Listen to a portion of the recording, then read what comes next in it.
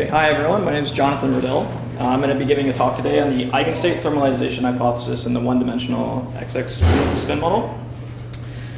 So to sort of motivate the problem, as we probe more into the quantum mechanical realm, as we improve technology, it's important to sort of take quantum mechanical effects into the way we describe like local region statistics of quantum many-body particles. So it's important to answer the question, how do these things behave in their local regions?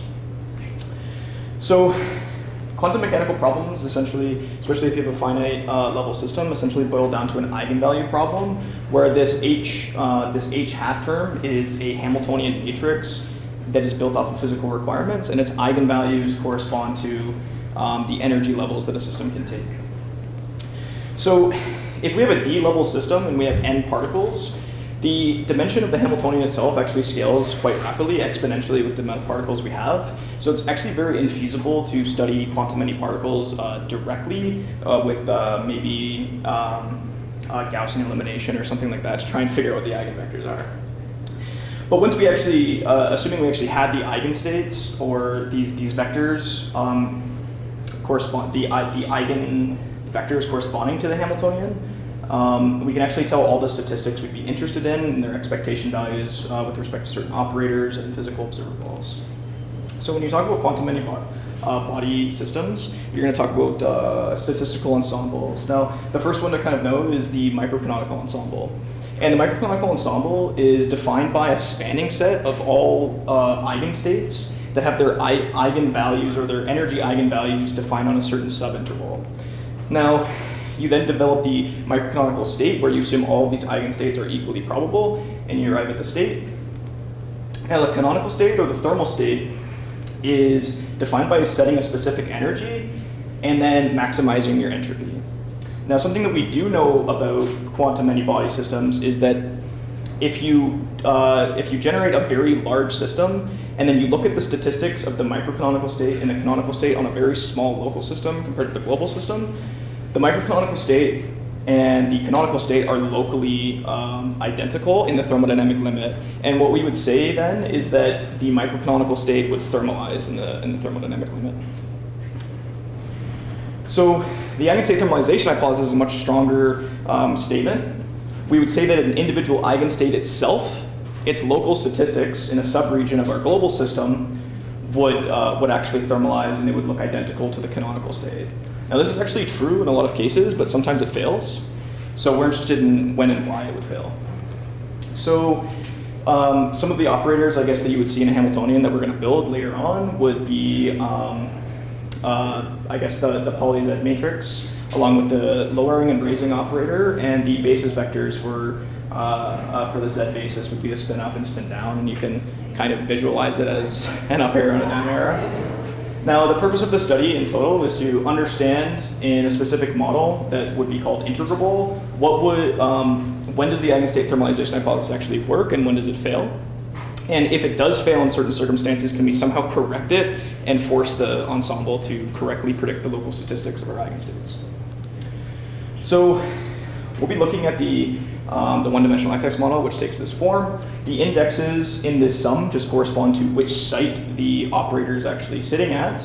And we can picture it again as a long list of, I guess, electrons on a lattice. And we list the particles from 1 to n, however many particles we have.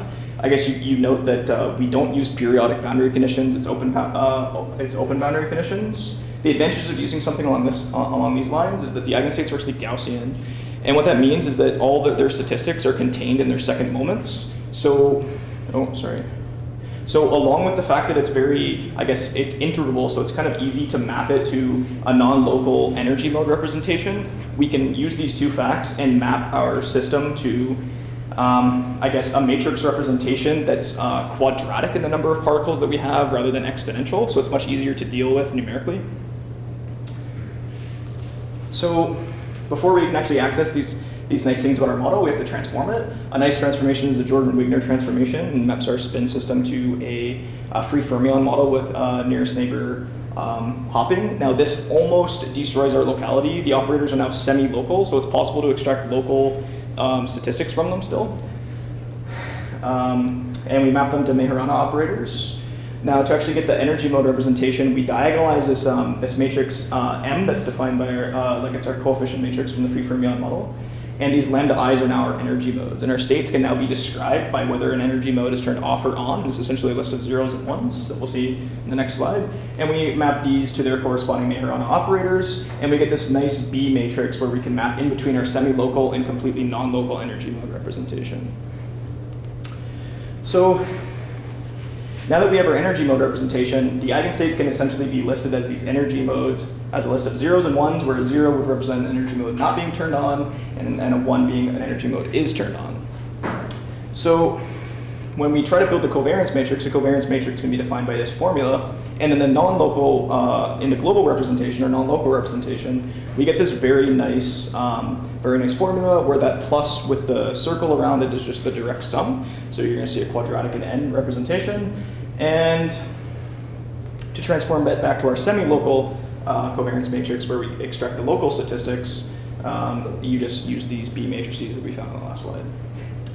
So the Gibbs covariance matrix is a little bit more complicated, but as basically an identical form. And the non-local representation is just given by that. And we apply the B matrices again to transform back to local space or semi-local space. And determining the inverse temperature, this beta term, you simply find the solution to this equation for a given E. So you're not going to be doing that by hand, but a computer can solve it quite easily. So when we're actually doing our studies, what we're going to do is we're going to look at the first two sites, the first two spin sites, and we're going to compare, we're going to generate these covariance matrices according to randomly selecting a eigenstate with some predefined probability of generating energy modes. And we're going to look at its corresponding Gibbs state with the specific energy as the eigenstate. And we're going to look at the sub matrix that corresponds to the first, the sub matrix of the covariance matrices that correspond to the local statistics. And we're going to take the one norm between those sub matrices. And that's how we're going to tell what their distance is. So when we do our first test, essentially we randomly select what I would like to call a typical eigenstate, and we sample these several times. And a typical eigenstate would essentially have 1/2 probability of having an energy mode turned off or on. Now, and the distance itself, the mean distance is graphed on the y-axis with a standard error bar, and on the x-axis we see the number of particles increasing, and you see a general downward trend with a slight hiccup at particle numbers equal to 400. So you might be suspicious that our states aren't actually converging to the Gibbs ensemble. Now, if we instead choose to generate energy modes with a uniform probability of selecting a specific energy mode density, so how many energy modes are turned on divided by how many energy modes are accessible, you get this falling parabola-like shape. And what you see is that in the middle region, and sorry, on the x-axis, you again have, you have energy mode density, and on the y-axis, you're going to have distance to the mean distance to the Gibbs state for states in this energy mode density area. In the middle region, around 1/2 modes being turned on, you see there's actually an improvement. The average state gets closer to the Gibbs state, but unfortunately, as you move to the left or to the right, the Gibbs state no longer, your eigenstates in those areas are no longer actually converging to the Gibbs state. And it appears that the Gibbs state is only an accurate description of our system and our eigenstates in this middle region. So the question then becomes, what can we actually force, can we produce some type of generalized Gibbs ensemble such that we force it to conserve some other quantity, and forcing it to conserve that quantity somehow completely describes the eigenstates locally. So clearly the energy modes played a big role, so it'd be kind of obvious to just conserve the amount of energy modes that we have in our system. And that's exactly what we do. We generate this new covariance matrix in the non-local representation and transform it back. And now instead of having one easy equation to solve, you have two coupled equations to solve where you conserve the energy and you conserve the number of energy modes turned on, and you have these two, Lagrange multipliers, beta 1 and beta 2. So repeating the same tests, on the left-hand side, you see the Gibbs or the thermal state and its comparison. And then we generate typical eigenstates, again, with the 1/2 probability of energy mode being turned off or on. On the right, we see the generalized Gibbs. And you'll note that basically in every single particle number, the generalized Gibbs ensemble, on average, is a better predictor of the eigenstate than the Gibbs state. So we might be onto something here. So I guess it's now time to test if it actually describes every energy mode representation. And again, on the left, we have the Gibbs or thermal state, and on the right, we have the generalized Gibbs state. And it appears as I increase the number of particles in my system, the generalized Gibbs state is able to, on average, accurately describe the eigenstate better than a previous particle number or like a less particle number. And you see, if you look at n is equal to 200, the blue dots, basically everywhere on average, it's better than describing the eigenstate than the Gibbs state is at n is equal to 200 particles. So 100 particle difference, and the generalized Gibbs ensemble is still a better predictor of the local eigenstate statistics. So in conclusion, the ETH seems to fail in these atypical eigenstate regions. A simple generalized Gibbs ensemble built from intensive observables was found to be successful. And it performs essentially better than the Gibbs ensemble everywhere that we tested it in terms of describing the eigenstates. And future research will focus on trying to generalize these results and describe models. Try to build like a general framework for the generalized Gibbs ensemble for all places that the ETH fails. So, thank you for listening.